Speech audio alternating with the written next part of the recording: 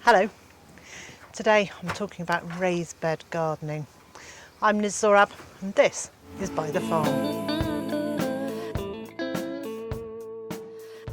So I've been joined by Erica from Erica's Little Welsh Garden, and for anyone who doesn't know about Erica and I are really good friends, and I'm so pleased that we've very recently moved to be quite close to Erica.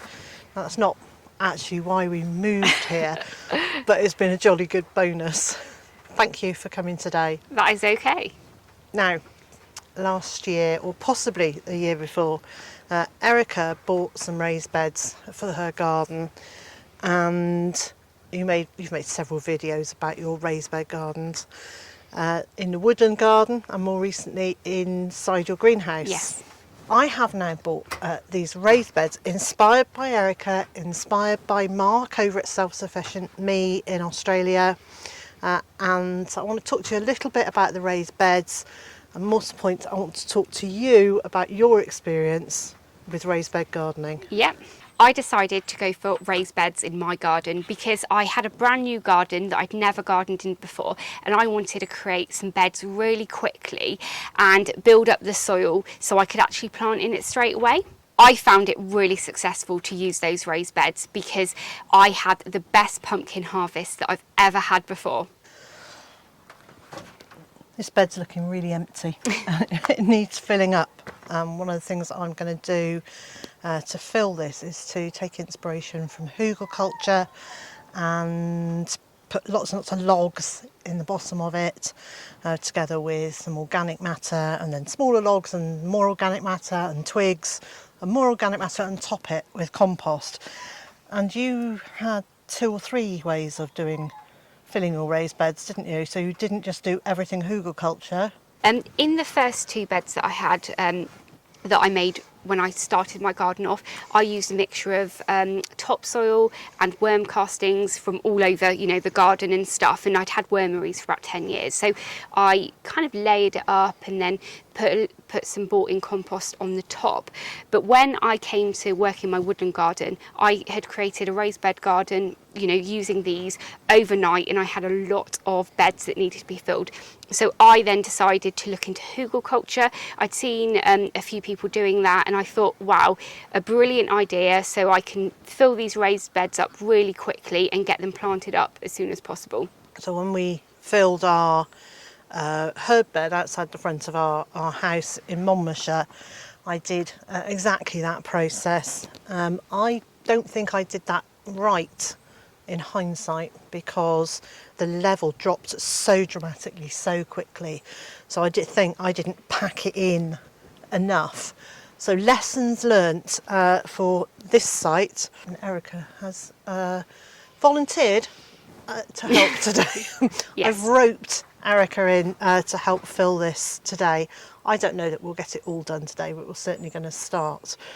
One of the things that I was so impressed when you made your video about your Hugelkultur was when you showed how the water is held in the logs. So you've got all this wood in the base of the bed, and it just absorbs all this water and locks it in there to then make it accessible in terms of wicking action, so that it then gets wicked up through the soil for your plants to be able to use.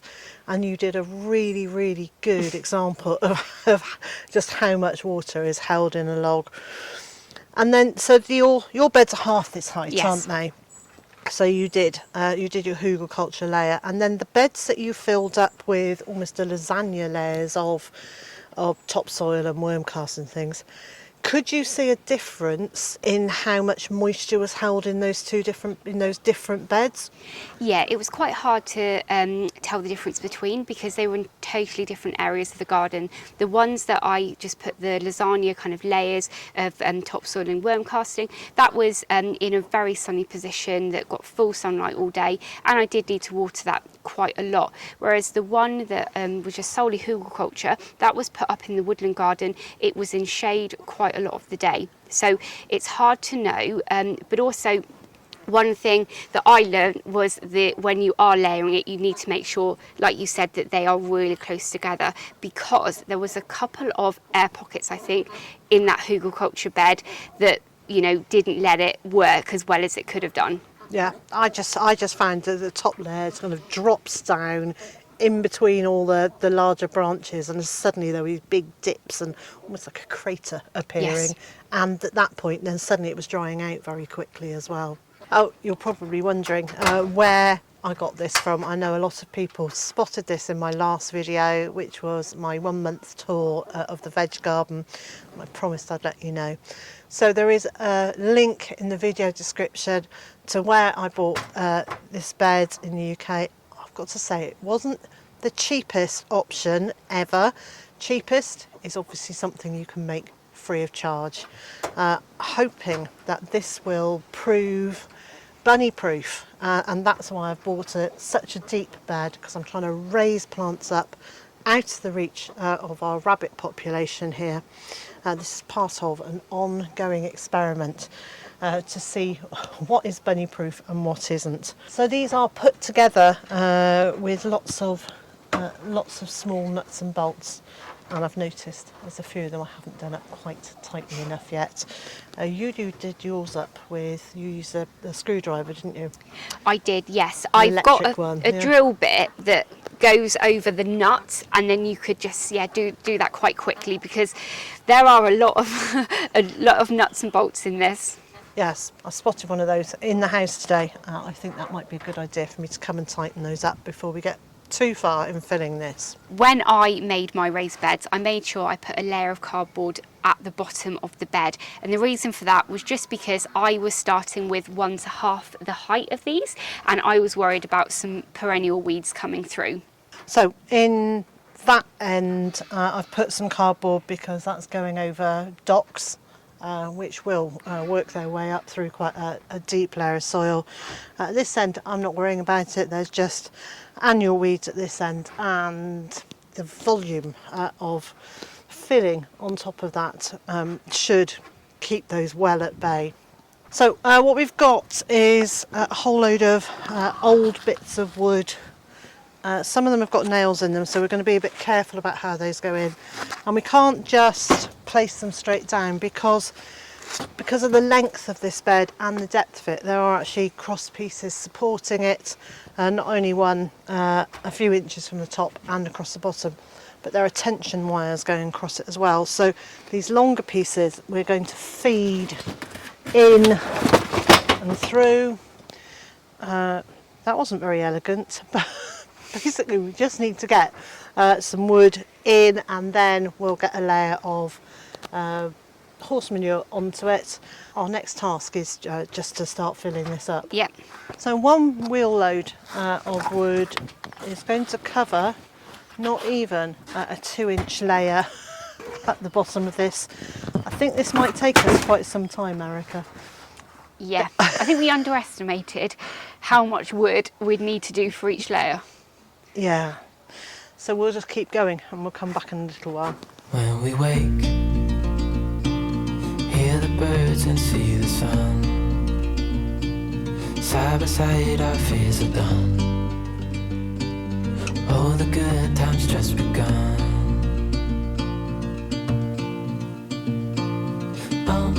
We know what we have, let's hold on tight. Found what we're looking for in life. Call us crazy, but things are finally right. With you and I, the future is bright.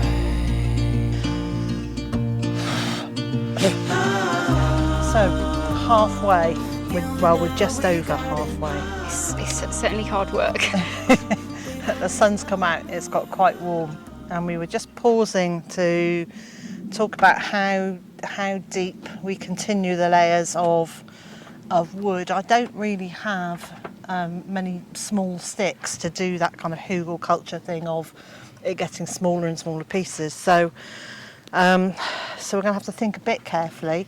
And you were just saying, like me, in the past, you might have got the wood a little bit too high up. Yes, that's one thing I found about doing Hugelkultur in a raised bed compared to in the ground or on the ground, is that, you really do need a good a good depth of soil above the last layer of wood, so that the plants have enough kind of soil in to be able to actually grow and get down to the wood. Yeah, so if you were growing perennials in it, for example, that wouldn't matter. But if you want to grow carrots and you've got the wood up to 2 inches below the level of the rim, then you're going to have very short carrots, and that's fine. If you want to grow something like red called Chantenay, you know, We've got the short globe carrots, ones. There's globe ones let's you grow could have a carrots. go with. But if you want to grow the longer carrots, and the other thing I was thinking is, because we're putting an awful lot of manure in here, carrots and lots of root vegetables don't like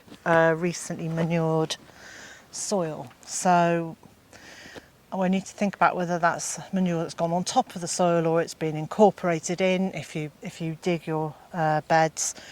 So I think it might be all right as long as I don't mix it, and as long as it's underneath, then I think it would be okay for carrots. But we've got about another 10 to 12 inches to go, so 20 to 25 to 30 centimetres to go. I think possibly one more thin layer of wood, and then just compost on top of it. And I'm going to be using bought-in peat-free compost, because as yet I haven't made enough compost or any compost in the month that we've been here, and I don't want to be using the manure all the way up. So one last push. One last push, we can do it.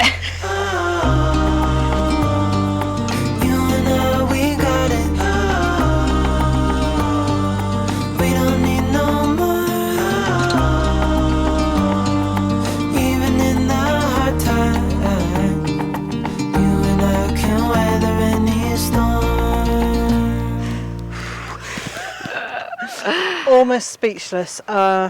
So we've filled this up to about 4 to maybe 5 inches from the top. We're about as far as we can get at the moment, because we're now I'm out of compost. I will need to get some more compost, but there is a really good layer of growing medium in here, and ideally we'll leave it to settle, water it, or let it be rained on, and that will settle it all down, and then top it up again before we plant it. So we're due rain tomorrow, and then I'll top it up again over the weekend, and then I will plant into this. I'm hoping that this is now deep enough that it will be raised up out of any rabbit's way. It's 81 centimetres high, which is I can't work that out, 2'8" or something, I'm guessing. So it's a reasonably good height.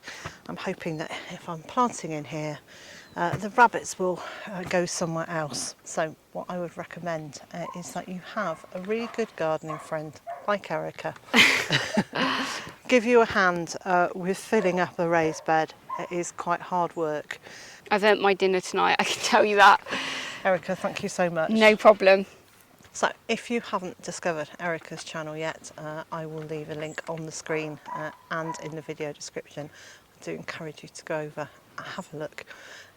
I love what Erica is doing, both in her garden and on her allotment. And so, wherever you are in the world and whatever you've got planned for today, I hope it's a good one, and I also hope you'll join me again next time.